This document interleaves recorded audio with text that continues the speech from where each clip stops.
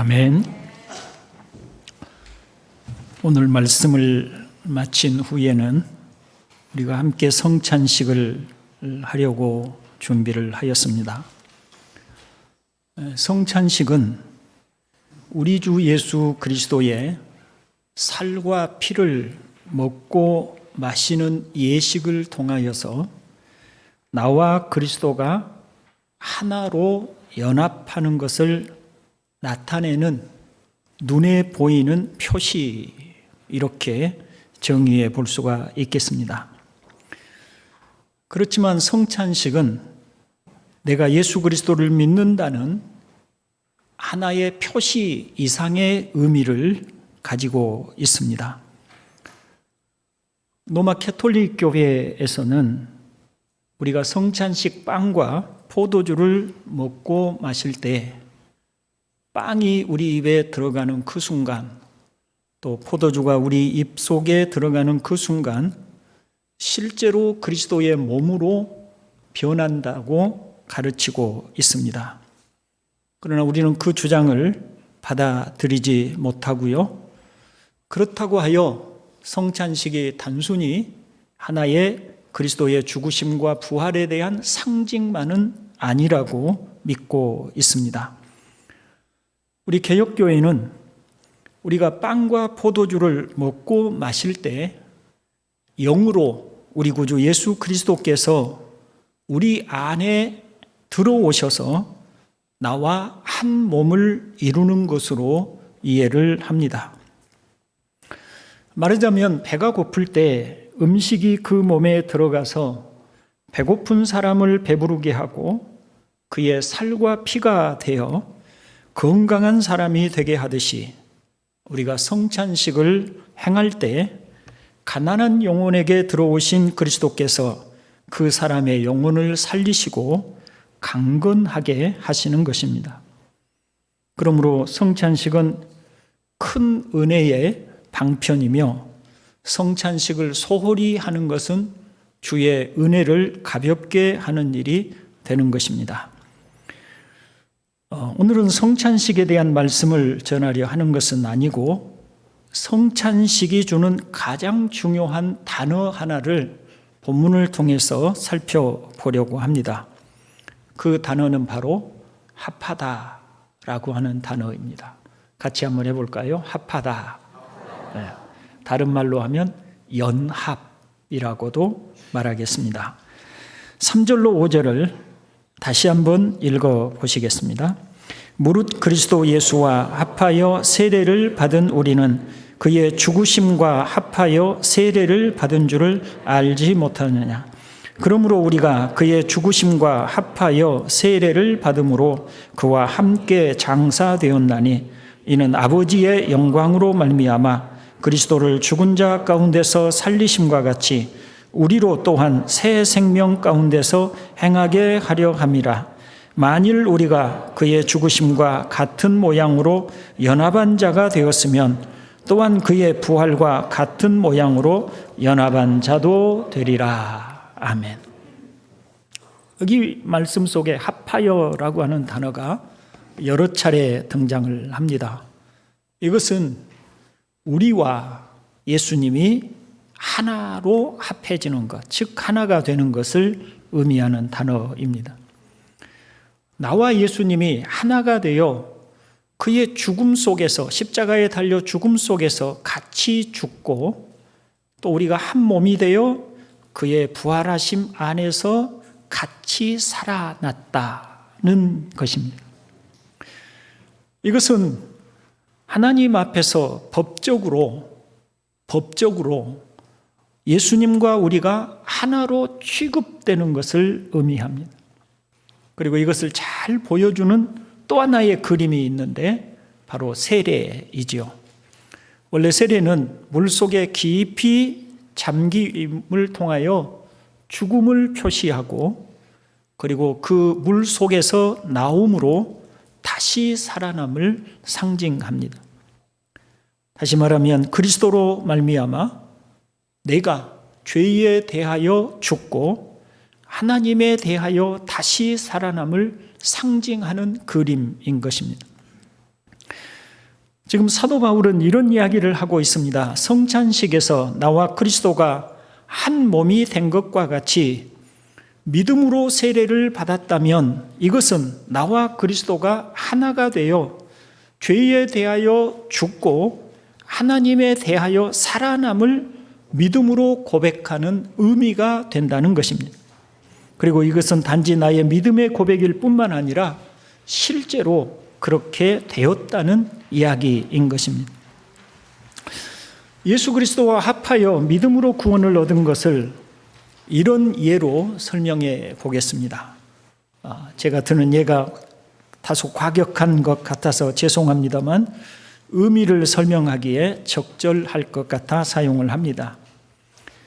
어릴 때부터 악질적인 포주에게 팔린 여자가 있다고 생각해 보지요.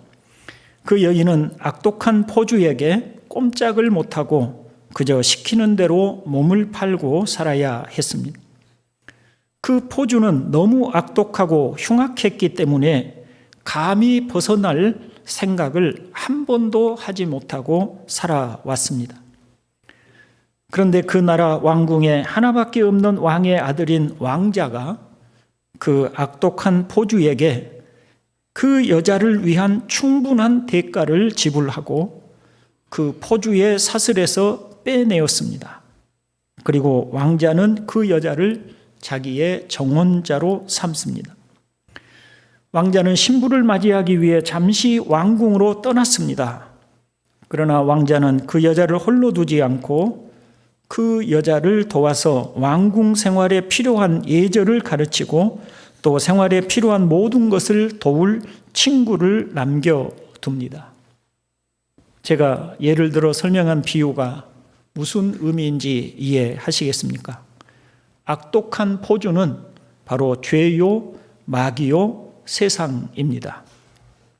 태어날 때부터 악독한 포주에게 팔린 여자는 바로 우리를 가리킵니다. 왕자는 누굽니까? 예수 그리스도이시죠. 그가 무슨 대가를 지불하였습니까? 십자가의 혹독한 죽음을 통해 우리의 모든 죄에 대한 대가를 완벽하게 그리고 충분히 지불하셨습니다.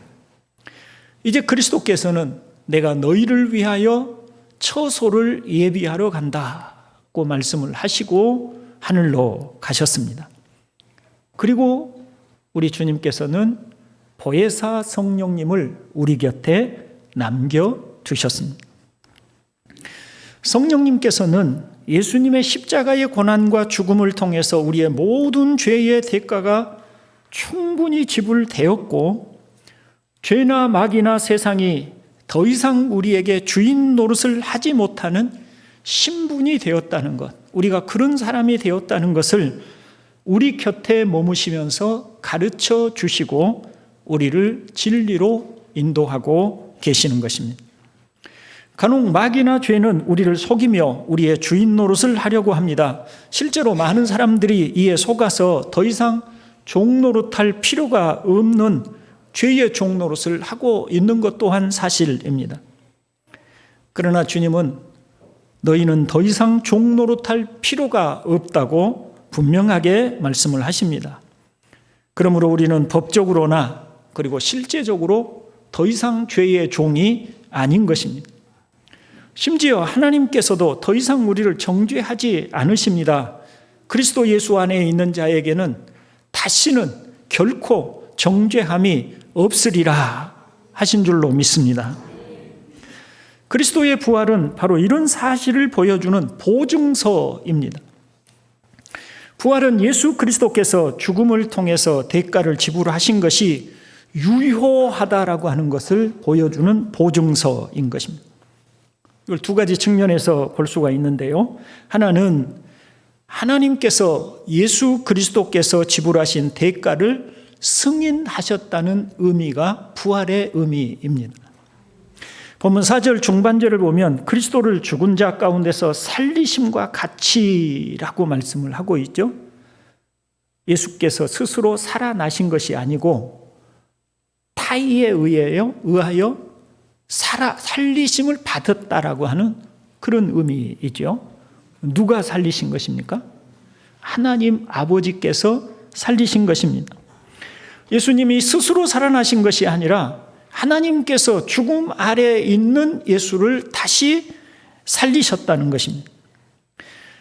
하나님 아버지는 그의 아들 예수 그리스도께서 우리의 죄의 대가를 지불하시려고 십자가에서 죽으신 사실을 승인하시고 인정하셔서 그 아들 예수 그리스도를 다시 살리셨다는 말씀입니다. 그래서 예수님의 부활은 우리의 죄의 형벌이 다 소멸되었음을 인정하는 보증서입니다. 예수님의 부활을 믿습니까? 예수님의 부활을 믿는다는 것은 그리스도를 우리 대신하여 십자가에 달려 죽으시게 하신 하나님이 이제 그리스도를 다시 살리심으로 말미암아 우리의 모든 죄의 대가가 다 그리스도의 십자가 아래에서 소멸되었다는 것을 믿는 것이니 우리도 또한 예수 그리스도와 합하여 생명을 얻었다는 것을 의미합니다. 또 하나 예수님께서 다시 살아서 영원히 우리의 보증서가 되십니다. 보증이 되는 분이 죽어서 사라졌다면 그 효력에 대해서 의심할 수 있지 않아요. 그런데 우리의 죄의 대가를 다 치르신 예수님께서 살아나시고 그리고 어디에 계시나요? 하나님 보좌 우편에 계십니다. 거기에서 우리를 위한 보증을 서고 계신 것이죠. 거기서 아마 우리의 언어로 표현하면 하나님께 이렇게 말씀하실 거예요. 아버지, 제가 저를 위하여 저의 모든 죄의 허물을 다 담당하여 제가 십자가에서 그 사람의 죄를 다 속죄하였습니다. 죄의 대가를 제가 다 지불했습니다. 그러니 저 사람은 정죄받을 필요가 없습니다. 이렇게 우리에 대하여 하나님 보좌 우편에 계신 예수님이 말씀하여 주실 것입니다. 예수님이 영원히 하나님 보좌 우편에서 살아계셔서 죽어서 없어지고 사라지신 것이 아니라 하나님 보좌 우편에서 계시면서 우리를 위해서 끊임없이 보증이 되어주시니 예수님의 부활은 우리의 죄에 대한 대가를 완벽하게 지불하였다라고 하는 보증서가 된다고 말씀드릴 수가 있겠습니다. 부활이 보증하는 은혜 두 번째는 우리로 장차 왕궁에 들어간다는 보증서도 됩니다. 우리의 죄의 대가를 치르신 예수 그리스도께서 다시 살아나셨고 지금도 살아계시면서 장차 우리가 들어가 거할 처소를 예비한다면 이것보다 더 확실한 보증이 어디가 있겠습니까? 요한계시록 21장 1절로 2절을 보면 또 내가 새 하늘과 새 땅을 보니 처음 하늘과 처음 땅은 없어졌고 바다도 다시 있지 않더라. 또 내가 보매 거룩한 성 새 예루살렘이 하나님께로부터 하늘에서 내려오니 그 준비한 것이 신부가 남편을 위하여 단장한 것 같더라 말씀을 합니다. 예수님께서 요한복음에 보면 내가 너희를 위하여 처소를 예비하러 가노라고 하셨는데 이제 그 처소가 예비되었고 그래서 주님이 새 하늘과 새 땅, 새로운 세상, 새로운 하나님의 나라를 우리에게 예비하시고 그곳으로 우리를 들어가게 하신다는 의미가 되죠. 또 요한계시록 21장 9절로 10절을 보면 같이 한번 읽어볼까요? 7 대접을 가지고 마지막 7 재앙을 담은 7 천사 중 하나가 나와서 내게 말하여 이르되 이리 오라. 내가 신부 곧 어린 양의 아내를 내게 보이리라 하고 성령으로 나를 데리고 크고 높은 산으로 올라가 하나님께로부터 하늘에서 내려오는 거룩한 성 예루살렘을 보이니라고. 그 말씀을 쭉 이어서 보면 14절에 그 새 예루살렘의 12 기초석에 주님의 12 제자의 이름이 새겨져 있다고 합니다. 그러니 예수 그리스도 안에서 주님의 제자들의 신앙을 이어받은 우리가 바로 그 주님의 신부, 새 예루살렘을 구성하고 있는 주님의 신부가 된다는 의미를 말씀하고 있는 것입니다. 형제 여러분, 예수님은 자신이 고난을 당하고 죽음을 당하시기 전에 먼저 성찬식을 하셨습니다. 받아 먹으라, 이것은 내 몸이다. 받아 마시라, 이것은 너희를 위하여 흘리는 나의 피다 하셨습니다. 예수님은 먼저 제자들과 자신을 한 몸으로 묶으셨습니다. 그리고 십자가에서 고난을 받고 죽으셨습니다. 우리의 죄와 형벌을 우리와 한 몸이 되셔서 우리 대신 받으신 것입니다. 그리고 사흘날에 살아나셨습니다. 우리와 한 몸이 되신 분께서 영원한 몸으로, 신령한 몸으로 다시 살아나신 것입니다. 그러므로 예수님의 죽음과 부활은 바로 우리의 죽음과 부활이 되는 것입니다. 여러분, 그리스도와 우리 주와 우리가 한 몸이 되었다라고 하는 이 사실을 어떻게 생각하십니까? 본문 10절로 11절을 다시 한번 같이 읽어봅니다. 그의 죽으심은 죄에 대하여 단번에 죽으심이요 그가 살아계심은 하나님께 대하여 살아계시니 이와 같이 너희도 너희 자신을 죄에 대하여는 죽은 자요 그리스도 예수 안에서 하나님께 대하여는 살아있는 자로 여길지어다. 아멘. 자, 여기서 스스로를 어떻게 여기라고 합니까? 죄에 대하여는 너희 자신이 죽었다고 여기고 그리스도의 부활하심 안에서 너희도 다시 새 생명으로 살아났다고 너희 자신을 여기라는 것이죠. 이것은 실제로 그렇게 된 바가 없는데 그렇게 생각하라는 것이 아니라 실제로 예수님이 성찬식을 통해서 너와 나는 하나가 되었다, 한 몸이 되었다라고 하는 것을 표시하고 십자가에 달려 죽으셨듯이 우리와 예수님이 이 성찬식을 통해서 하나라고 하는 것을 확인시켜 주시면서 그리고 예수님의 죽으심에 대하여 우리가 죄에 대하여 죽은 자가 되고 죄의 대가가 다 지불해서 죄가 더 이상 우리를 지배하지 못한다는 거죠. 죽은 자가 되었다는 말은 죄가 더 이상 우리에게 군림하지 못하고 우리를 강제하지 못하는 죄에서 우리가 자유를 얻게 되었다는 의미. 그리고 그리스도께서 부활체로 살아나신 것처럼 저와 여러분도 그리스도와 한 몸으로 그리스도 안에서 우리도 다시 산 자가 되었다. 부활체가 되었다라고 하는 의미입니다. 그걸 너희가 알고 믿을 뿐만 아니라 너희 자신을 나는 이제 더 이상 죄의 종이 아니다라고 여기고 나는 그리스도와 함께 영생을 얻었다고 스스로를 그렇게 여기라고 말씀하시는 것입니다. 그렇다면 그리스도의 부활에 참여한 성도는 어떻게 살아야 합니까? 12절로 14절이 말씀하고 있죠. 같이 읽어봅니다. 그러므로 너희는 죄가 너희 죽을 몸을 지배하지 못하게 하여 몸의 사욕에 순종하지 말고 또한 너희 지체를 불의의 무기로 죄에게 내주지 말고 오직 너희 자신을 죽은 자 가운데서 살아난 자 같이 하나님께 드리며 너희 지체를 의의 무기로 하나님께 드리라. 죄가 너희를 주장하지 못하리니 이는 너희가 법 아래에 있지 아니하고 은혜 아래에 있음이라. 아멘. 그러면 첫 번째로 죄가 너희 죽을 몸을 지배하지 못하게 하여 몸의 사욕에 순종하지 말고라고 합니다. 아까 든 예로 하면 왕자가 모든 채무를 다 치렀으므로 악독한 포주는 이제 우리에 대하여 권리를 주장할 수 없습니다. 그렇듯이 이제 우리의 죄에 대한 모든 대가가 지불되었으므로 더 이상 몸의 소욕을 이용하여 우리를 지배하려고 하는 죄에 끌려다닐 필요가 없다. 또 끌려다녀서는 안 된다. 우리는 이제 죄에서 자유한 몸이 되었다라고 가르쳐 주고 있습니다. 죄에 대하여는 죽은 자요 하나님께 대하여서는 살아있는 자로 여기라고 하신 말씀과 맥을 같이 하는 말씀입니다. 스스로 죄에 매여 살지 말아야 합니다. 육체의 소욕을 따라 살지 말아야 합니다. 우리는 그리스도 예수와 함께 다시 살아난 부활의 사람입니다. 두 번째로 너희 지체를 의의 무기로 하나님께 드리라고 합니다.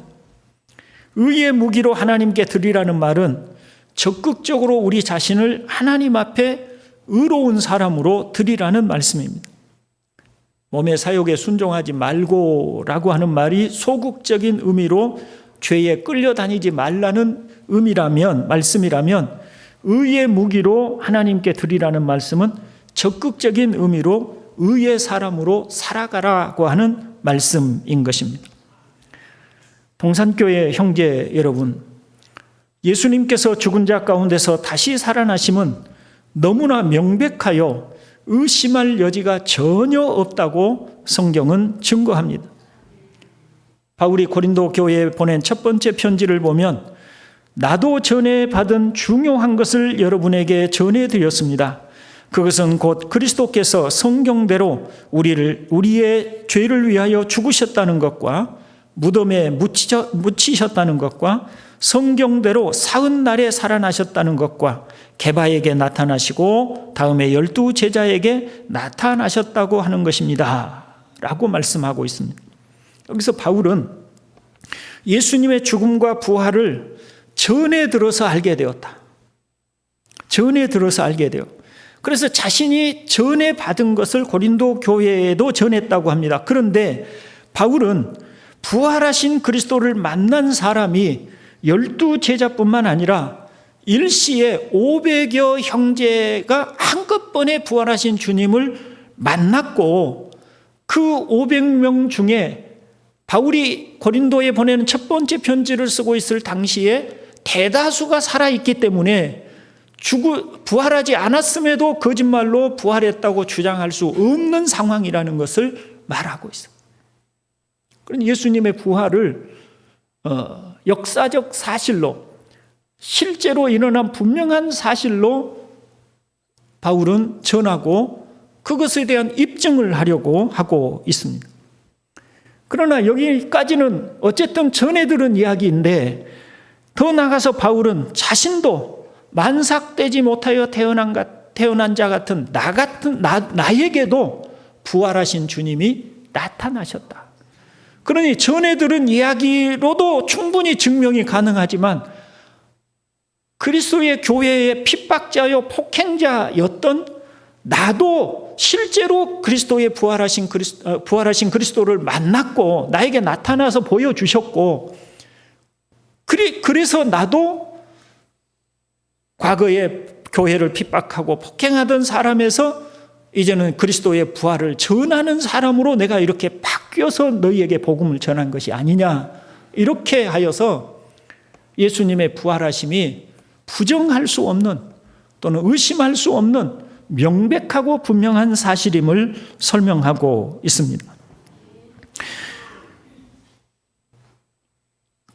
예수님의 부활은 역사적으로 실제로 살아나신 것이고 그 의미는 오늘 우리를 부활에 동참시켜 영생을 누리며 살도록 하기 위함인 것입니다. 젊었을 때는 사실 죽음이라고 하는 것이 그다지 마음에 와 닿지 않았어요. 그게 크게 생각되지 않았어요. 물론 그 방황하던 시기에 무슨 그 죽음에 대하여 낭만적으로 생각하고 그런 부분들은 있었지만 실제로 죽음의 존재에 대하여 압박감을 느끼고 고통을 느껴보지는 못했어요. 그런데 세월이 가고 나이가 들어가면서 죽음이라고 하는 것이 시시각각 다가오고 있다는 것이 느껴지게 되고 그 죽음이라는 존재가 실제적으로 느껴집니다. 이 죽음이 실제적으로 느껴질 때 죽음은 모든 것을 삼켜버리는데 오직 그리스도의 부활로 말미암아 우리도 영원한 생명으로 부활하게 된다는 이 소망만큼 우리에게 크고 놀라운 소망이 없다는 것을 늘 느끼게 됩니다. 여러분, 부활절 아침입니다. 우리 동산교회 오늘 이 자리에 있는 우리 모든 형제들이 예수님의 부활을 믿을 뿐만 아니라 우리의 부활까지 확신함으로 하나님의 자녀의 합당한 삶으로 하나님 앞에 살아가시기를 주님의 이름으로 축원을 드립니다. 아멘. 기도합니다. 자비로우신 아버지여, 우리와 그리스도가 한 몸이 되고 그리스도 안에서 죄에 대하여는 죽은 자가 되고 주님의 부활과 함께 우리도 신령한 생명으로 영원한 생명을 받아 하나님의 자녀로 하나님과 영생을 누리며 살아가게 될 약속과 보증이 우리에게 주어졌음을 오늘도 말씀을 통해서 보았사옵나이다. 아버지여, 영광 받아 주시옵고 오늘 우리에게 이 믿음과 확신을 가지고 하나님 앞에 담대하게 살아갈 수 있도록 우리 동산교회 모든 형제들에게 은혜를 내려 주시옵소서. 구주 예수님의 이름으로 기도드리옵나이다. 아멘. 우리 찬송가 144장 부르며 성찬식을 진행을 하도록 하겠습니다. 1절과 2절만 찬송합니다.